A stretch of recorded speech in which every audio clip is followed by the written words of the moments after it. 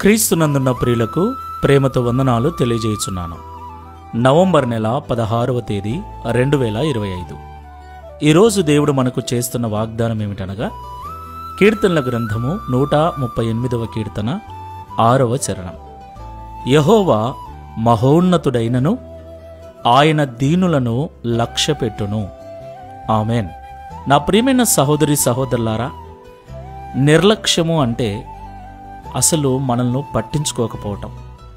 మన మాట కానీ, మన బాగోగులు కానీ, మన స్థితిగతులు కానీ అసలు మనకు ఎలాంటి విలువ లేనటువంటి స్థితి.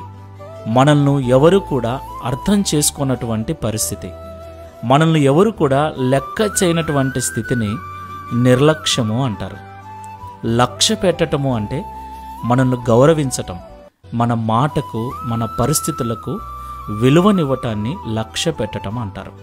ప్రియులారా, ఈ లోకంలో ఇంట్లో కానీ, సంఘములో కానీ, బయట కానీ, మనము పనిచేస్తున్న చోట కానీ, ఇతరులు ఎవరైనా మన మాటకు విలువ లేకుండా, మనమంటే లెక్క లేకుండా మాట్లాడుతూ ఉంటే మన హృదయం ఎంతో బాధపడుతుంది కదా.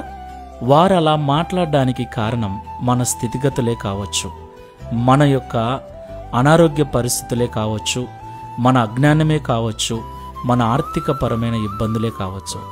కారణాలు ఏమైనా ఈ లోకంలో చాలామంది మనల్ని నిర్లక్ష్యం చేసేవారు, మనల్ని లక్ష్య పెట్టకుండా మనల్ని ఎన్నికలేని వారుగా చూసేవారు చాలామంది ఉంటారు.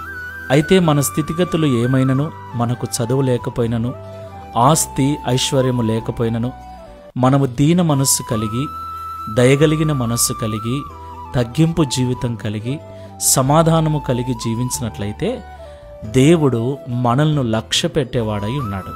దేవునికి మహిమ కలుగునుగాక. ఎవరు ఈ లోకంలో మనల్ని లక్ష్య పెట్టకపోయినా మనము దీన మనస్సు కలిగిన వారమైతే దేవుడు మనల్ని లక్ష్య పెడతాడు.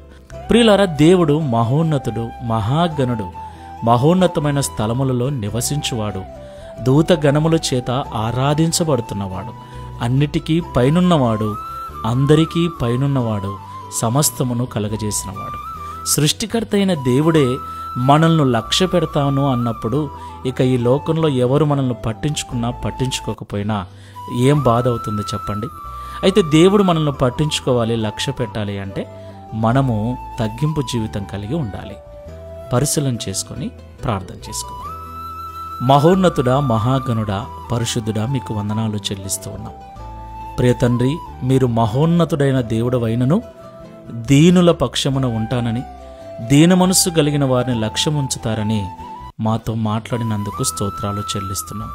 అవును ప్రభువా, ఈ లోకంలో కొన్ని సందర్భాలలో నా అనుకున్న వారే మమ్మల్ని నిర్లక్ష్యంగా చూసినప్పుడు, విలువ లేకుండా మమ్మల్ని గూర్చి మాట్లాడినప్పుడు, మా ఆలోచనలకు కానీ, మా ఇష్టాలకు కానీ ఏమాత్రము అవకాశం లేకుండా మమ్మల్ని లెక్కలేని తనముతో చూచినప్పుడు బాధ, వేదన అవుతుంది.